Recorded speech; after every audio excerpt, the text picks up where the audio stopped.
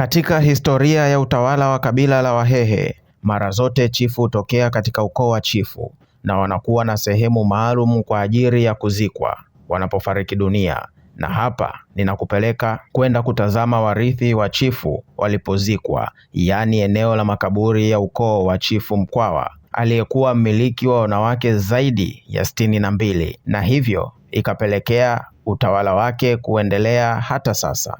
Baada ya kifo cha Mkwawa, uchifu huu ni wa kurithi, yaani utawala na uongozi wa kabila la Wahehe tunarithishana kizazi hadi kizazi. Baba akifa, mwanaye wa kwanza wa kiume wa mke yoyote, kama tulivyosikia bwana Mkwawa alikuwa na wake zaidi ya 62. Kwa hiyo alikuwa na watoto wengi sana, ila mtoto wake wa kwanza aliitwa Sapi Mkwawa, wa kiume wa kwanza. Sapi Mkwawa ndiye aliyerithi uchifu, lakini Sapi Mkwawa naye alifariki miaka ya 1950 kabla ya fuvu la Mkwawa kurudi hapa, na alizikwa ndani ya hili jengo hapa. Hili ni kaburi, ni kubwa kuliko yote kwa sababu ya mila na desturi za kabila la Wahehe. Mtu wa kwanza yule mkubwa kufa kuliko wengine alijengewa kaburi kubwa kuliko wenzake ili kuonesha heshima kwake. Naye mkewe wa kwanza ni yule pale, aliitwa Johari. Naye alifariki miaka 1960 na huko alizikwa hapa. Johari Semkenge. Na hawa wote walikuwa Waislamu tangu baba yao alivyosilimu, nao waliendelea kushika dini ya Kiislamu mpaka chifu wetu wa leo tutaona naye ni Muislamu. Tunampata mtoto wa Mkwawa, au tunasema mjukuu wa Mkwawa, aliitwa Adam Sapi Mkwawa, spika wetu wa kwanza wa bunge.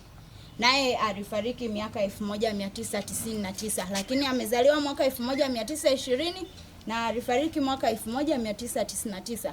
Alizikwa hapa ndani ya kaburi hili. Naye alikuwa na mke mmoja tu ambaye mke wake aliitwa Asha. Huyu hapa Asha Adam Sapi Mkwawa. Yeye alizaliwa mwaka 1930 na alifariki mwaka 2009.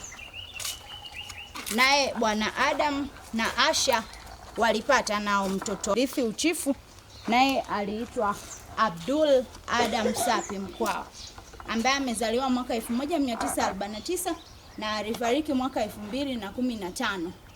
Abdul Adam Sapi Mkwawa, yeye ni kitukuu cha Mkwawa.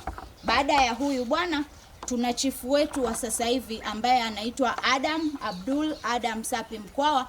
Yeye bado kijana mdogo, lakini anapatikana kule chuo kikuu cha Tumaini ukimhitaji, na yeye ndo anayeongoza kabila la Wahehe kwa sasa hivi mpaka kifo chake ndo tutapata mwingine. Huyu yeye kaburi liko moja kwa sababu mkewe bado mzima na anapatikana kule mjini maeneo ya Mkimbizi. Hii ndo historia fupi ya Mkwawa pamoja na kizazi chake mpaka leo hii. Lakini twende tukajionee ndani vitu mbalimbali hususani vya historia ya Mkwawa. Tufuatilie kupitia mitandao yetu ya kijamii Instagram, X, YouTube na TikTok kama Panorama Updates. Hii ni Panorama TV.